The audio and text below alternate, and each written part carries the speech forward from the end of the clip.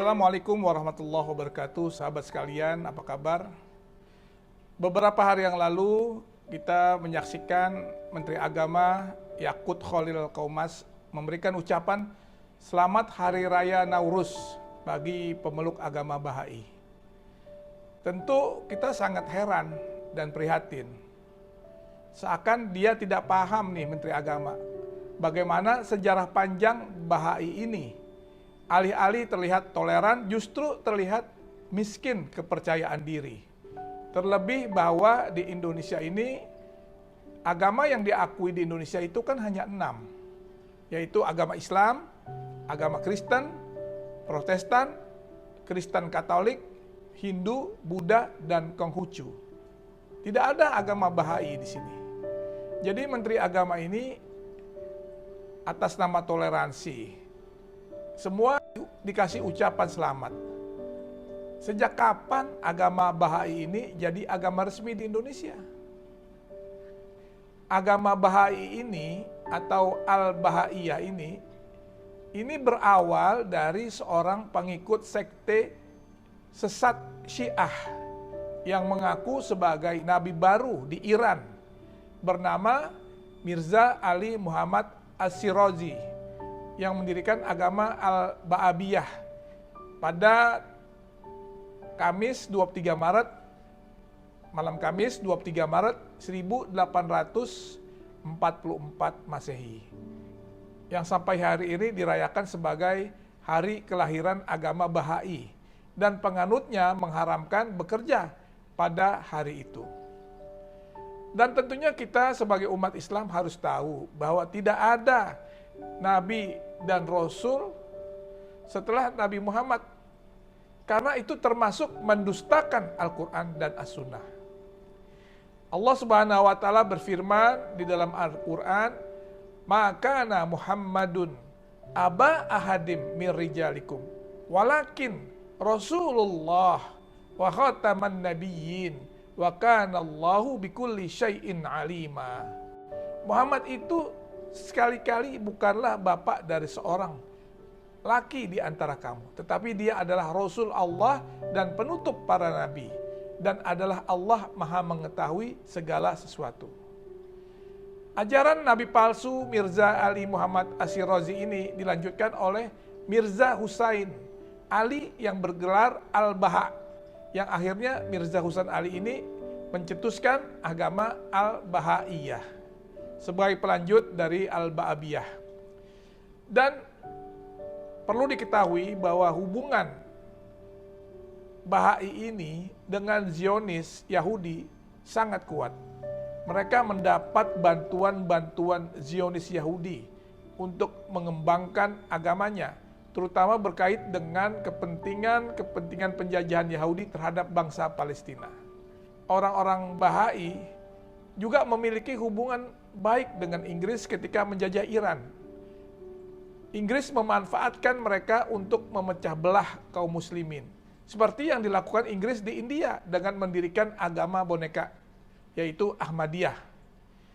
Dan ada beberapa ajaran Bahai yang sangat sesat dan melecehkan agama Islam. Yang pertama, mereka meyakini bersatunya Allah dengan sebagian makhluknya. Jadi ini suatu hal yang sangat melecehkan agama kita. Yang kedua, mereka juga mengingkari mukjizat para nabi dan mengingkari adanya malaikat, jin, surga, dan neraka. Mereka juga mengharamkan hijab, jilbab bagi wanita, menghalalkan nikah kontrak atau mut'ah, dan menyerukan ideologi sosialisme untuk wanita dan pengelolaan harta. Dan kiblat mereka ke Bahjah di Akka, Palestina, bukan ke Masjidil Haram. Juga sholat mereka hanya 3 kali di dalam setiap hari, ya. Setiap sholat 3 rakaat, subuh, zuhur, dan sore. Dan lucunya juga mereka ini berwudu harus dengan air kembang. Kalau tidak ada, maka cukup membaca basmalah dengan lafaz Bismillah al-athar sebanyak 5 kali. Selanjutnya, agama Bahai ini tidak membolehkan sholat jamaah, kecuali sholat jenazah. Dan mereka mengkeramatkan angka 19 dan meyakini jumlah bulan dalam setahun itu 19 bulan dan jumlah hari dalam setiap bulan itu 19 hari. Mereka berpuasa pada bulan Bahai saja selama 19 hari, yaitu bulan namanya bulan Al-A'la yang dimulai tanggal 2 sampai 21 Maret. Dan ini adalah akhir bulan Bahai.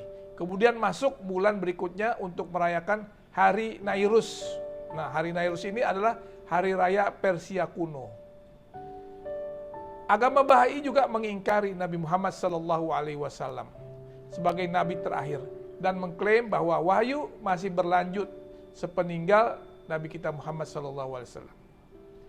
Haji mereka ke kuburan Bahaullah, pendiri agama Bahaiyah ini, di Bahjah, Akka, Palestina.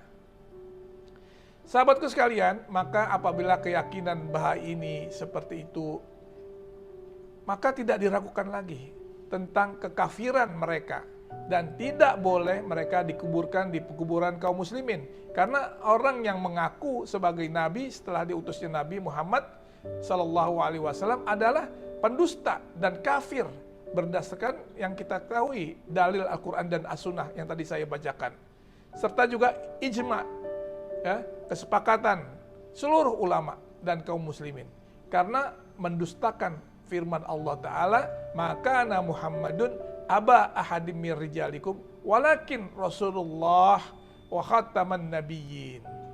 Muhammad itu sekali-kali bukanlah bapak dari seorang laki-laki di antara kamu, tetapi dia adalah Rasulullah dan penutup para nabi-nabi.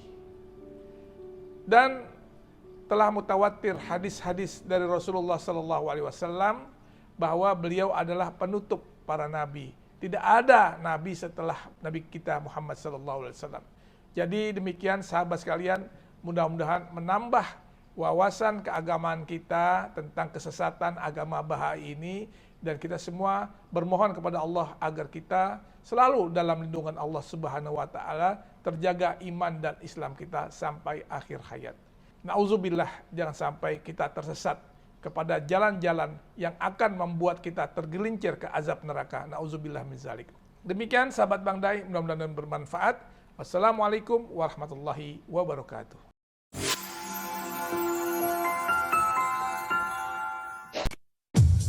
Jangan lupa Bang Dai Channel.